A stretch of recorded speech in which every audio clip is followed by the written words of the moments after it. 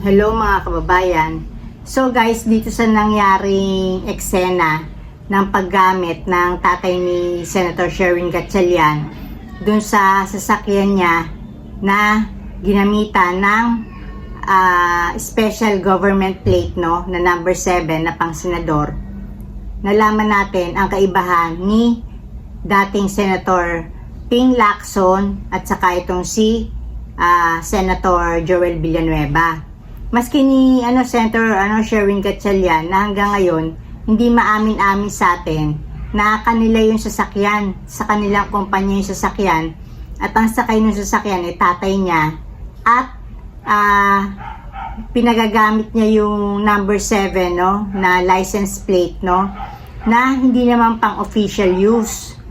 So dito guys, sinabi ni dating Senador Ping Lacson na ang paggamit doon ng mga special plates na yon, no, ng mga government officials ay more on responsibility at hindi pribilehiyo. Ibig sabihin, dahil nga binibigyan sila ng ganong special na license plates, no, para halimbawa sa mga trapiko, kung talagang napaka-importante talaga, kung tama lang ang dadaanan na, hindi naman yung lalabag dun sa mga rules kagaya ng paggamit nga ng busway, no, meron silang meron silang pribilehiyo na ganon, di ba? Pero yun ay ginagamit lang dapat sa mga government functions, di ba?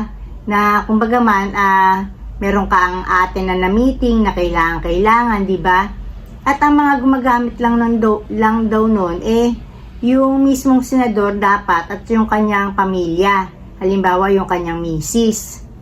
Sa case naman ni Senator Sherwin Gatchalian, wala pa naman siyang asawa, hindi pa naman niya asawa si Bianca Manalo. So, kumbaga man, siya lang ang may karapatan, no, na gumamit nung license plate na yun sa kanyang sasakyan.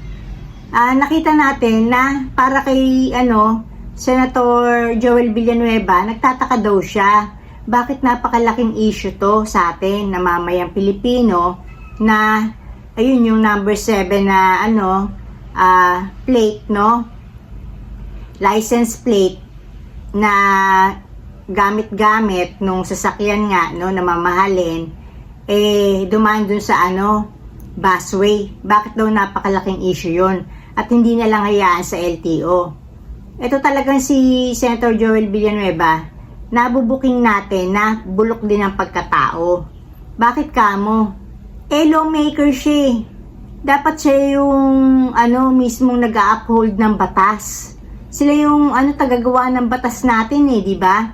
O kagaya ni Senator Sherwin Gatchalian, di ba? Dapat dahil kayong gumagawa ng batas, mas malaking responsibilidad na kayo yung mahigpit na tumutupad niyan. Pero hindi porket ang sangkot, alam naman niya na yung kanyang kapwa senador na si Sherwin Gatchalian, dina-downplay ni Senator Joel Villanueva etong pangyayari na to. Ibig sabihin, gusto niya kumbaga man yung issue na yun, mamatay na lang, tapos nasa LTO na lang, walang kaparusahan na yung hindi man lang tatanungin, hindi man lang aalamin, di ba? Bakit nga dumaan doon yung sasakyan na yon na may special plate, no, number 7. Tapos anong nag-udyok para dumaan doon, di ba? At ang sabi lang ng driver yun sumakit daw ang tiyan niya. Pero alam naman natin guys na kahit sumakit ang tiyan niya, syempre hindi niya ipapahamak yung may-ari ng sasakyan na minamaneho niya. Hindi siya basta-basta magde-decide doon dahil alam niya excuse me, na baka mahuli sila at ikapapahamak ng amo niya kung mahuhuli sila. Ibig sabihin, may permiso yung driver na dumaan siya doon, o baka yung mismo talagang nag-utos talaga sa kanya. Hindi na baka talagang ang nag-utos sa kanya na dumaan doon yung amo niya, di ba?